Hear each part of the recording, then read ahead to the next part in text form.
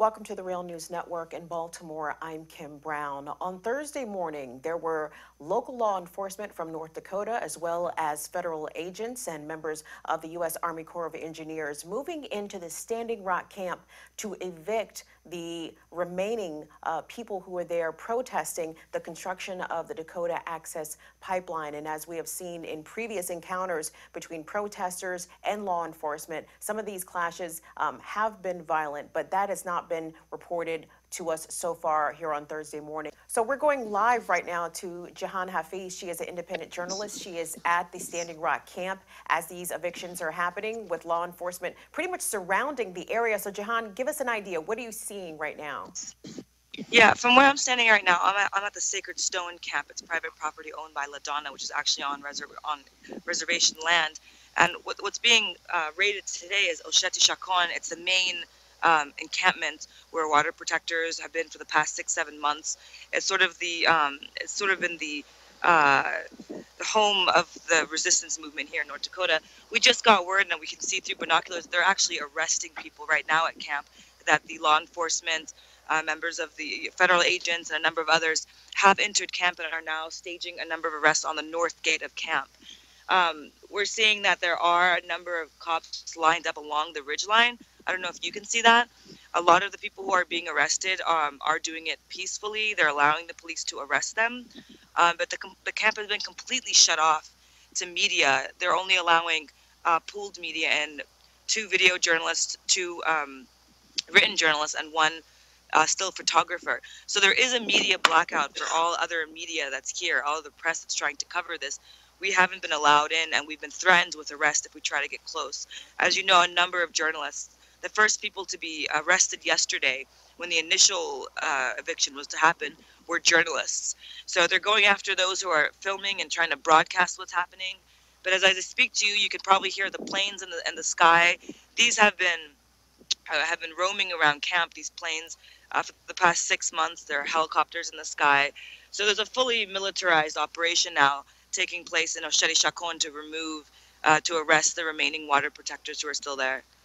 So where are people dispersing to, Jihan? Because last night was the promised eviction time, according to the North Dakota law enforcement and according to the North Dakota governor. He was planning to evict everyone who was still remaining Wednesday afternoon at 2 o'clock. That did not happen. As you said, some people self-evacuated. So where are people going after they are leaving or being forced to leave the encampment area?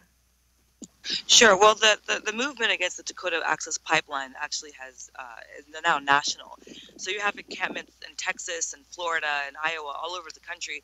So when they knew that this camp was going to get raided, they started a number of different camps surrounding Osheti Shakon. So just to the east of me, there's the Black Hoop camp. On the other side of that, right outside of Osheti Shakon, is the Cheyenne River camp. Before that is Rosebud. So there's a number of different camping locations where people can fall back to. And in preparation for the mass eviction, there were a number of people who moved out their sacred items, their personal things of value, and they brought them to a number of these different encampments. Also, campers who have been in places like Sacred Stone, where I am, for example, have also set up locations where people can sleep and call home again, because Osheti Shakon was home to hundreds of people. There was a school there. There was free health care. A number of people in the reservation would come down to the camp to get better health care than they do on the reservation. You had 4 or 5 different kitchens operating. You had a number of different areas where people could sleep, warming zones. So there was a full-fledged community inside of Osheti Shakon before it was raided and before they gave the February 22nd deadline. So this is actually, a lot of people have been evicted from their homes today. You know, people who came to Osheti Shakon, it wasn't just about a pipeline. It's also about treaty rights.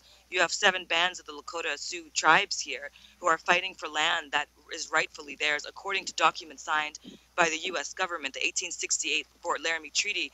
This is also their land, so, you know, they're returning back to a lot of traditional ways, their original ways, and that's what Osheti Shakon represented for a lot of Native people who came out here. That's why they're holding their ground in this specific area, why they're building more encampments, because this is, to them, rightfully their land and rightfully their way of life.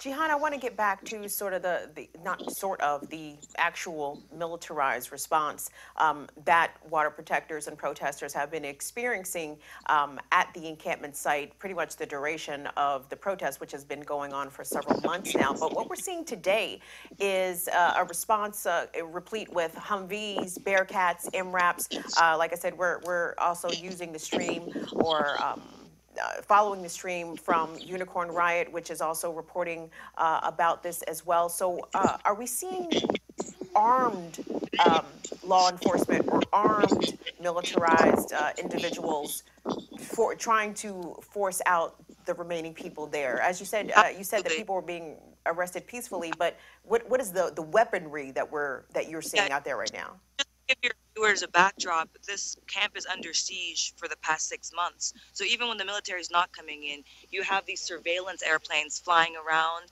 You have cops that are stationed on top of all the hills surrounding camp, just like the U.S. military did back in the 1800s when they'd surround native camps. That's exactly the dynamic here. You have a lot of harassment when people leave the camp, the BIA stopping them. People have been pulled out of their rooms at the